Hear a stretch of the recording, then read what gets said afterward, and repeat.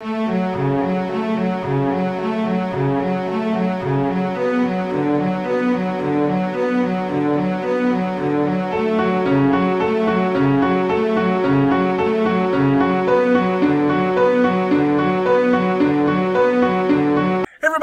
to another episode of Card Talk, a podcast where we spend a little bit of time talking about cards from Lord of the Rings card game. I'm your host, Dave Walsh. And I'm Grant Thompson, just along for the ride. And before we get into our guest host here today, I just want to say that Grant is suffering from a little bit of throat sickness, I guess. He's croaking along and his throat's pretty sore, so I'll be doing this with him in the background helping me out, but I couldn't do it alone. I can't ever do these episodes alone. I always need him with me because the car would just not be right without Grant being along for the ride. But better than having me and Grant, we have Dominik Schonleben. I have to practice up on my German here. Joining us from Germany. Now, Dominik is one of the organizers of Lure of Middle-earth, the Lure of Middle-earth, which is an event that happens in Europe. It gets a lot of European Lord of the Rings players together. But Dominik, why don't you introduce yourself to the audience and tell people about Lure, or tell people about yourself. What do you got going on? Yeah, sure. Hi, my name is Dominik, and I'm happy to be here on the podcast. And I'm playing Lord of the Rings for a long time. I haven't started with it right when it began, just a little bit later then.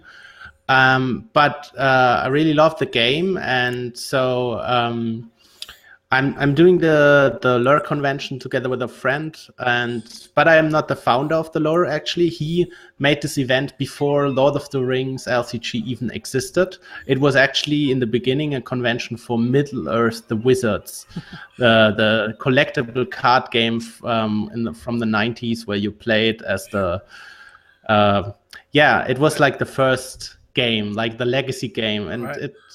And so in the beginning, it was like this for this event, for this card game, and Wolfgang wanted just to get together with some friends and play the game again, and that's how the LOTR. So they met at this castle in the middle of Germany, just right at the river of Rhine. And you can play the game in the main hall. Just right next to the night decorations and stuff. Yeah, I have a million questions that I wanted to ask about this. Some I think I need to just say, so our audience knows, this is like the 19th Lure of Middle-earth, right? Isn't this like, it's been around for a long, long time. Yeah, that's what I mean with, like, it didn't start as a Lord of the Rings LCG convention, but then there came the point where, like, with every game that's dying, and you know that we are afraid that our game will die at a certain point soon, right. You know, like, and everybody but let's not like talk about this. Right. Make it might. Right. It Don't might give anybody any ideas, right? Yeah, it's a lie. It's right. And but when this game died, of course, like, people kept around, played it, but then at a certain point, like, they lost a bit of interest, and the event became, let's say, less free. Like, less people came to the event a little bit. So, but then I said to my friend, come on, let's invite some people from this other card game. They are also like playing a lot of the Rings card games, and some people at the Lure were already playing it. You know, like just they were sneaking off to the side and playing. They're like, "Oh, we're not playing the CCG, but we got this really great thing." Yeah, actually, this game was demoed at the Lure when it first came out. Oh, really? Like, they had printouts before the game came out. They had like a demo box at the Lure, so people knew the game, but it was always like kind of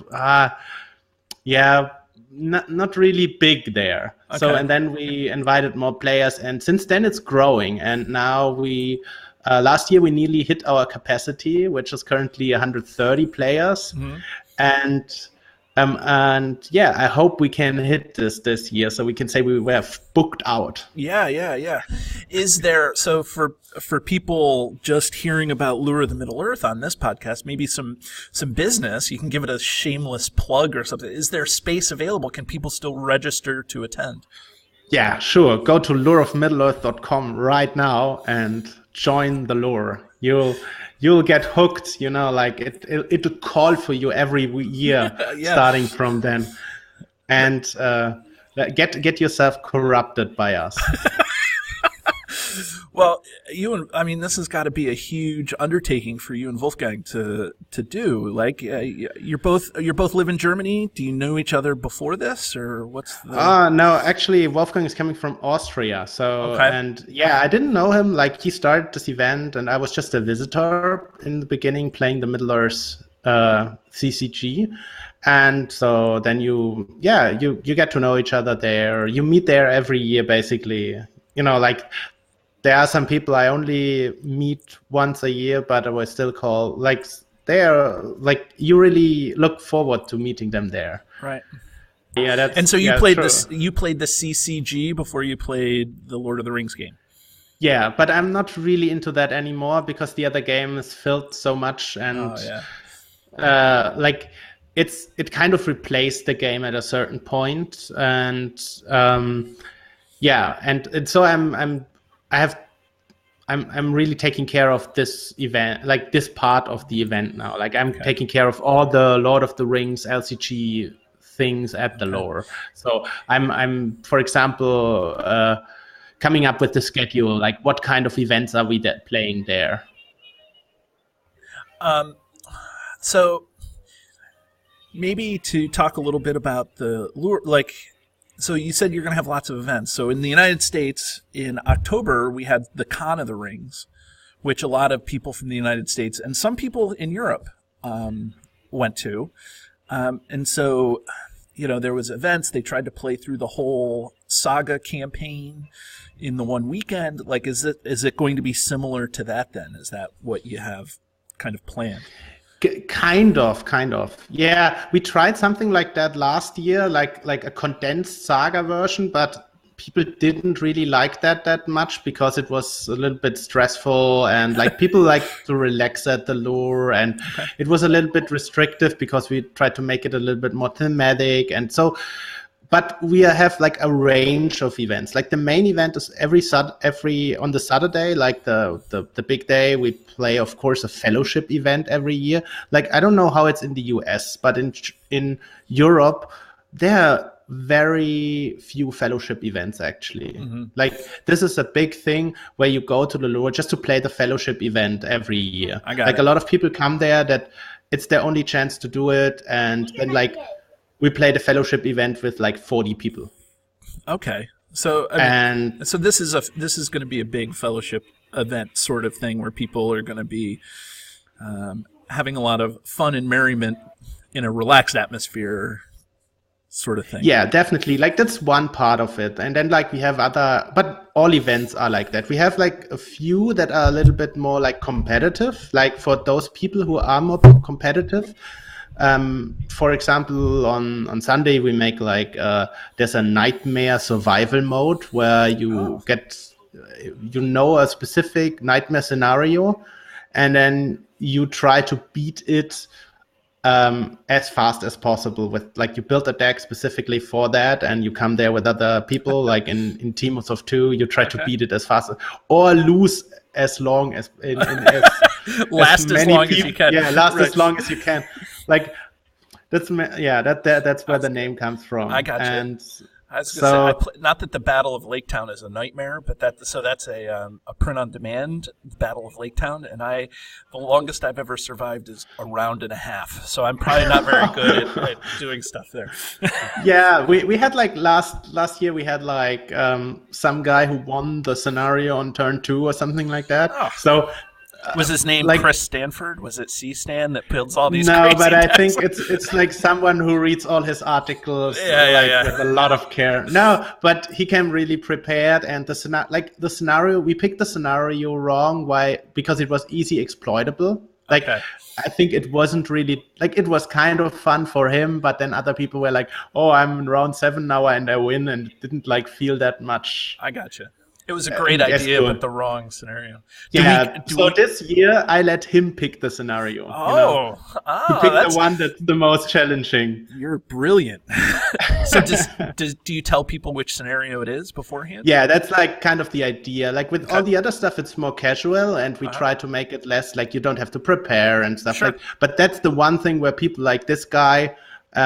They drive for that. Like there are some people who love this. Like they come prepared with the perfect deck, and then they just want to execute it and show off. You know, like I think that's also fun. It's not something I would do. Right. Like, but some people are like that, right?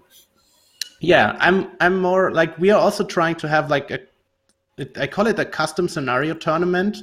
You know that they have now these when you combine the Woodland Realm and what's the other one? The Wizard's Quest? Yep. Correct. Then you can make your own decks. And we want to make this like a real tournament where you can participate and then like, can you make the best encounter deck? And how does you and the best deck? And then but that's like after the fellowship event when all of like, when the casual stuff is done. Right. Some of the hardcore people can stay and make like this real tournament. That's cool. Can you tell us what the nightmare scenario is that you're running? Oh, sure. It's just I just have to look it up. It's Encounter at Amundine. Okay. So that's going back a little bit, right? The nightmare. Yeah. The reason for that is actually that in German. And most people who come to the event are German. Mm-hmm. So in Germany, a lot of Nightmare quests have not been released at this point. Okay. So we went back a little bit. Like just now they have a lot of, so that's just the reason for that. So we make sure that everyone has the ability to buy this quest actually. I gotcha. So it's at least fair for all that want to... Like if they want to otherwise I have to take care, like how do I get this quest to the event and stuff like that. And so I can just like, there are enough people who have it and it's not an issue. So I'm sure that the people who are following Lure of the Middle-earth know this, but I mean, I don't know if everybody knows this, but I think you're going to have a pretty special guest that's joining. Oh yeah, I nearly forgot about that. Yeah, I'm sure you did. We actually have Caleb Grace at the event. I can't believe it myself. Like I thought, like maybe if I invite him, he might send me a nice email and decline, and then and then he said like, yes, I'm coming. That sounds awesome. And I thought like, oh my god. Keep in mind that this is his job, though. So like. No, but what I'm maybe he wants to do it. Of course he wants to do it. Sure. But is his company willing to shell out like I don't know $1,500 for a flight to send him there? Like I can like we can take care of his stay at the castle, of course. Yeah, but we can't like afford a flight for him. Right. No, I got it. So we kind of.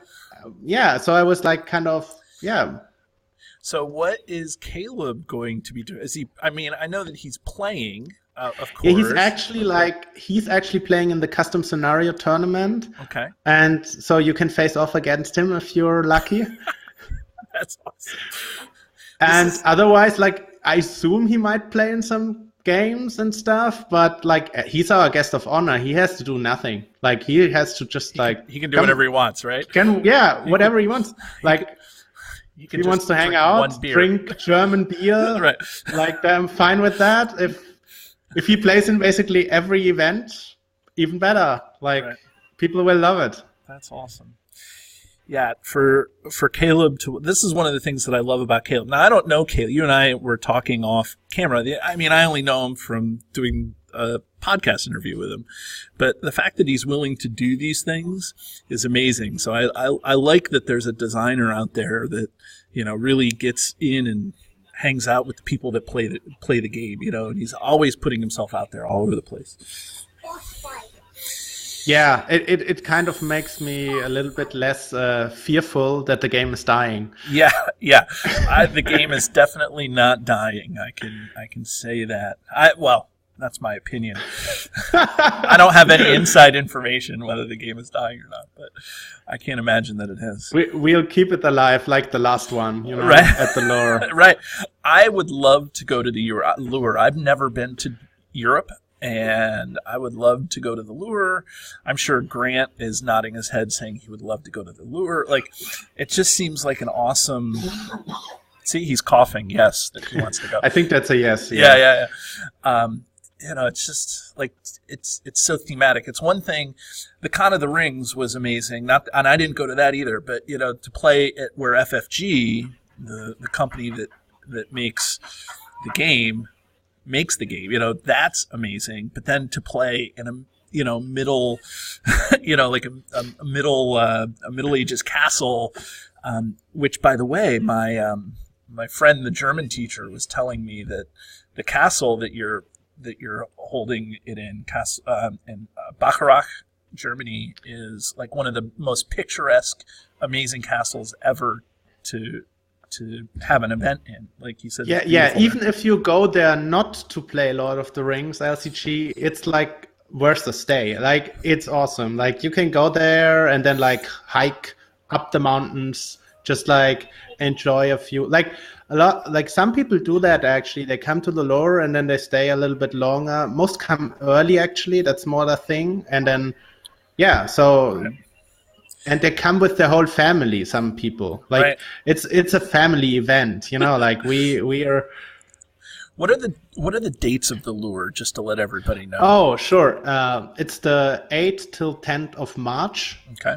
And you, of course, as I mentioned now, like, you can come earlier. I'll come a day early. Yeah. And I think we're going to have you back on the show right after the lure happens so that we can decompress about the lure and you can tell us. And I don't think we're going to do a card. I'll tell you all episode. the juicy details that Caleb told me when he had one German beer too many. Yeah. About all the new expansions that are going to come out. Are we getting Saruman Hero finally? Right. Which is that's a great segue. You just made my job easier. I was going to talk about, that, but so when you come back in March, we'll have an episode that we just talk about the lure, and we're not going to talk about a card.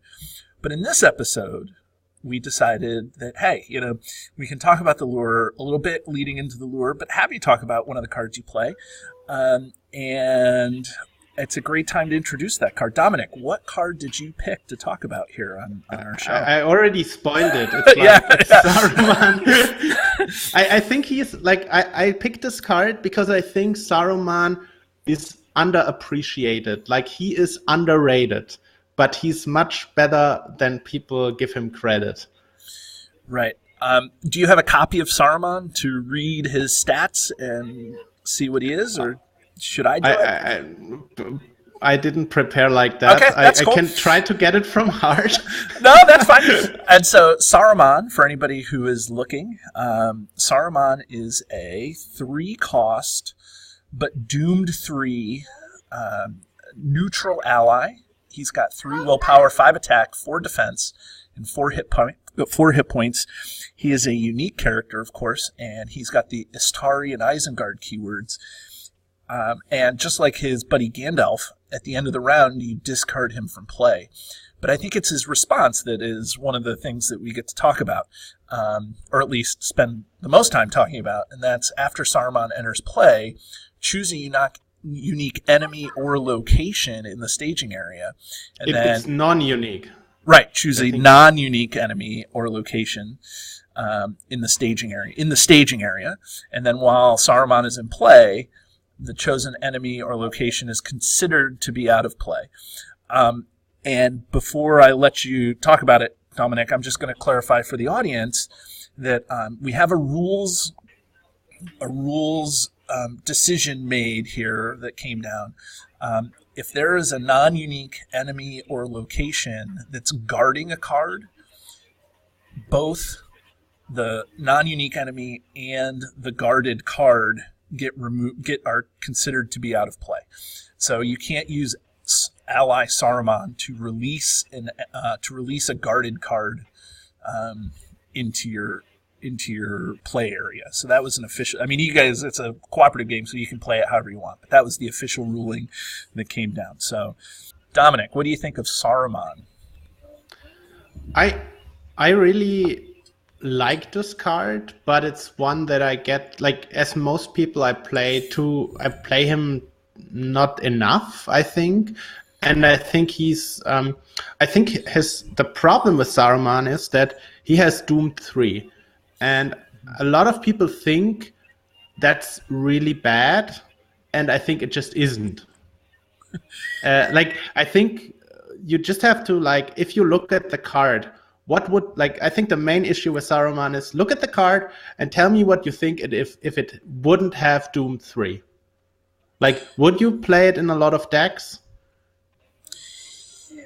Yeah, I think Grant just said yes too. I think that, the Doom 3, I think he becomes an Istari character that's very similar to Gandalf. I think you'd have to obviously increase his cost from 3 to 5 or 6 or something, but would you? I don't know. I think so. Maybe he would then cost 4. But what I'm hinting at is basically that I think that that a lot of people feel bad about playing him. But I think he might not be like a card that you put 3 times in your deck like Gandalf. Mm-hmm. But he's like the kind of card you put 1 copy in your deck, and if the right situation comes up, he's he can be really strong, and then raising your threat by 3 is in a lot of decks not a big deal.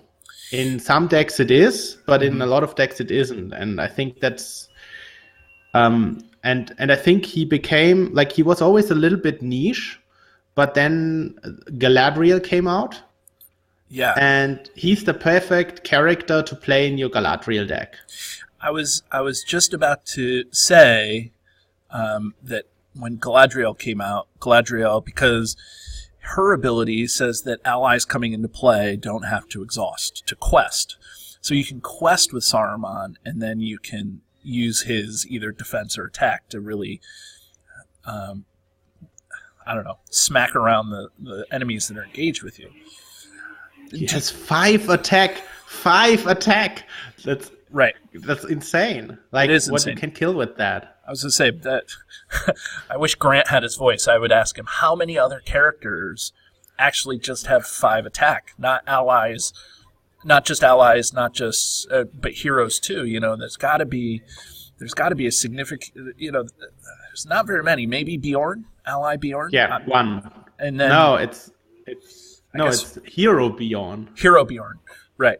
There's 2. So Hero Bjorn and Saruman. So he's the ally with the greatest attack in any sphere. That's what I think that's what you were trying to get at when you said, don't you think his stat line is worth it?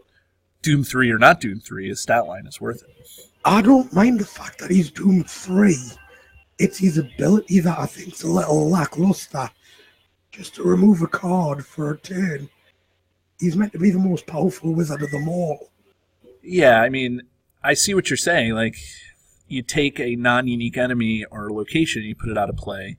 Now, Dominik, my question for you is, have you ever had Saruman come in and save the day? Is that something, is there a case where you're like, good thing I had Saruman in the deck? Because I think that's what people want to hear, specific I think there's cases. this quest. I think the most coolest way I ever used him was there's this quest where you have this enemy in the staging area. I forgot the name of the quest, and it basically says that you cannot win the quest as long as enemies are in the staging area, and it puts a lot of enemies back in the staging area and stuff like that. And so we've reached a point where we had just this one enemy in the staging area, and so I just played Saruman and we just won the game.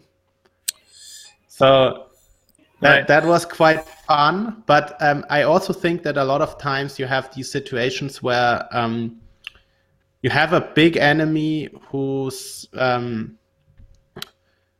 who will engage you this round anyways. Like it came out last round, but now you like a few rounds ago, but now it's on the threshold that it's actually coming down to you. Mm-hmm. And then you can use Saruman to actually get another turn without this crazy enemy and kill maybe another enemy with him, so you can actually deal with the situation next round. Right, like if you're ready to engage the hill troll and you want to put the hill troll out of play for a round, you have to raise your threat by 3, but you're still going to engage it next round anyways. So you might as well, get the extra round, maybe set up, maybe that extra, like that delay is going to help get you there. Yeah, I still don't think he's like a 3-off card in every deck or something like that. Like, or in a lot of decks, it's like this single copy card that you can play in decks, and that sometimes does something really cool. And I completely understand that. Like, I think people had expected more from this card. Like, that's also why it's panned a lot of times. Like, I kind of wish he would have would be better, or in a way like more like Gandalf, where you have like 3 things to pick, and this would be one of the things. Mm-hmm. Like, which kind of would be difficult with the card text, of course. But like, imagine he had like also like, I don't know, drawing cards or. I think the dealing damage would suit Saruman more than Gandalf. I think he's a flavor home run, actually. Like, wasn't like one of the main abilities of Saruman that he was like the guy who had the ability to influence people? Like, that's like one of his main abilities in the books, like where he like has power to seem impressive and impress people and get them on his side and stuff like that. And it kind of implies that with like he basically tells people to leave, the enemy to leave, like, or the enemy gets afraid of him or something like that. So I think it's kind of a flavor home run, while also giving you the doom, which is like the kind of main idea of Saruman, that he's like using his power too much to attract Sauron. Right. Well, that's what Grant just said to me in like a text. He said that the card is really thematic. Like it hits what it's supposed to be in terms of the lore of the game, but it also is playable. As I'm looking at Saruman, there's also other, what do I want to say? Like, I don't want to say toys, because they're not like directly putting on Saruman, but there's things that Saruman, I don't know, can is there anything that goes well with Saruman, right? Galadriel. Galadriel loves Saruman. Right, yeah, which is strange, but I guess they're both part of the White Council, the council. Yeah, that's I'm 100% sure there's like, it's totally intended like by the designers, like, right. Don't tell me any other way. Right, but then there's like Keys of Orthanc, which I have to kind of. I think the Doom deck is not here. Like, I think still at the moment with all these toys and like, you kind of can build a Grima deck, but it's not like it. Like, the Doom deck is not an archetype, and I think that's really pity in the game. I would love that, like, if they ever bring the Saruman hero, that he ties to that this archetype together, like that he basically benefits from you doing Doom or something like that. Right. And I think Saruman as an ally doesn't really benefit from what's happening at the moment with Doom or cards that support Doom. Like, you of course will play him in a deck where you go in the Doom strategy, but the strategy does not exist, I think. It's not good enough. Yeah, I see people wanting to get the Isengard Messenger up and running. It's a 2-cost lore ally that if you raise your threat from Doomed, then he gets +1 will until the end of round. So, but like you said, I think that you're right that you can't. There's not enough Doomed. You would stuff. play him in this deck if it ever comes around, but he's not a key card that makes the deck possible. Like, he's just like one of the allies in such a deck. Like, I think you're right. Like, I think that I think like core Gandalf, right? Poor Gandalf kind of stands alone because he's only around for one round, right? And so you don't want to load him up with attachments. You don't want to necessarily make him the target of all sorts of events and things like that. You just really want to use him for what he brings into the game. And I think Saruman is the same way, or this version of Saruman is the same way, where you just want to have, you want to use Saruman for what he is. The 3 willpower, you have Galadriel, you put him in the deck, you have to Doom 3, but Galadriel is in the Spirit Sphere, so you probably have threat reduction going on that you can pass around the table. And so it's not horrible. You could even, Doom 3 could be, I don't want to say canceled. You can't, again, another rules interpretation. There's no way that you can get around the Doom keyword. Sneak attack, you still have to pay the doomed cost. It's a cost of activation of getting into play. Yeah. I think an important part about Saruman is also that it has become easier to lower your threat in the game. Like, it was something that was really difficult in the beginning. Mm-hmm. Like, although there was a few cards that were good and could do it, it wasn't something that was attached to a lot of cards that you could do just casually. Like, now we have allies that just come into play and lower your threat by 1. And stuff like that, as slowly and gradually make a card like Saruman better that says basically, I give you 3 threat. And in a deck that kind of lowers its threat a little bit all the time because it's like a benefit from other cards that you play anyways, right? Then his downside doesn't become that much of an issue. And so I think in total it's a card that might have also, when it came out, been quite not as bad, but it has become better because his downside is not as worse anymore. Do you have anything else you want to say? I know that you have to get going here pretty soon, so I don't want to run too late. All I just want to say is Caleb, if you listen to this, give us the Saruman hero. It's all I ever wanted. Before the game dies, just sneak it into the last expansion. It's just please.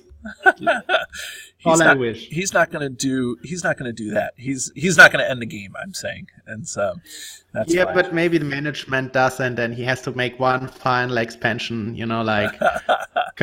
that's just my wish. If that happens, just do it.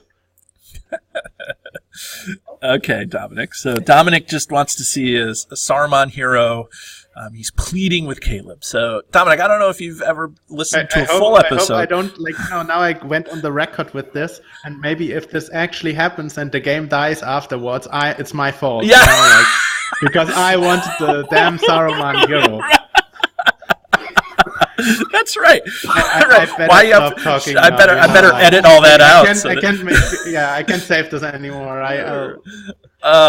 Well, in terms of wrapping up the episode before you kill the game off here, in your high seat in Germany, we like to ring our cards. So we have a system where it's highly scientific yet completely arbitrary, where we have 1, which is the one card in the game to rule them all, and 10 is the worst card in the game. Use it as a coaster, throw it away, whatever you want to do with it. And so, Dominik, you're the guest, so I'll ask you, do you want to ring the card first, second, or third? There's 3 of us here, so I'll start because I think I already have my answer. Okay, go ahead. So on a scale from 1 to 10, how would you rate Saruman? So I think he's a straight 5. Okay. There's nothing bad about him, but there's no crazy upsides about him where he's a card in a specific situation. He's great, so he's above average, and that's why I think he's a 5. Okay. And Grant really can't go into his explanation, so he's kind of texting me through Facebook all his responses. So Grant is going to go second. He doesn't know that he's going second, but he's just along for the ride, so why not? But Grant says he's ringing him 6. He says he likes that he's thematic, but I think I know him well enough to speak that probably that Doomed is a little iffy. He probably doesn't like his ability very well, or it should be more, probably, is what Grant would say. So I think that's where Grant falls. Me, I'm gonna be a little harsher than Grant. I'm going to actually go to 7 rings because Dominic, let me tell you, I don't know what the difference between 6 and 7 rings are, but I just know that you have to go lowest, right, from all of us. Yeah. This is this is for all the guys out there. Everybody that listens to the show for a long time, they're like, "Oh, Walsh hates another card. It's just another card that Dave doesn't like." But in essence, I'm still having that doom fear that people talk about. If you're playing, it's great for one player. You're only raising your own threat. You can manage your own threat. You can do all that stuff. But I just think that Doom 3 is a lot to raise everybody's threat by, for not a great ability. His card art is amazing, but that doesn't get you very far in the realm of orcs and things like that. So I'm going to stick with 7 rings. So, Dominic, thank you so much for joining us. We are excited to have one of the organizers of the Lure of Middle-earth join us, and we're excited about your event. Hopefully next time I'll have a voice. So join us next time as we talk about more cards from the Lord of the Rings card game. Have a great day. Thank you. And if you're interested in finding this or any of our back episodes of Card Talk, feel free to search YouTube where you can find our flagship video episodes with the username Card Talk 2018. Or you can search the RSS feed cardtalk2018.libsyn.org for our extended audio versions of our podcast. Or you can find us on Facebook at Card Talk 2018. And if you have any questions for Grant or myself or for both of us, feel free to email us at cardtalk2018@gmail.com.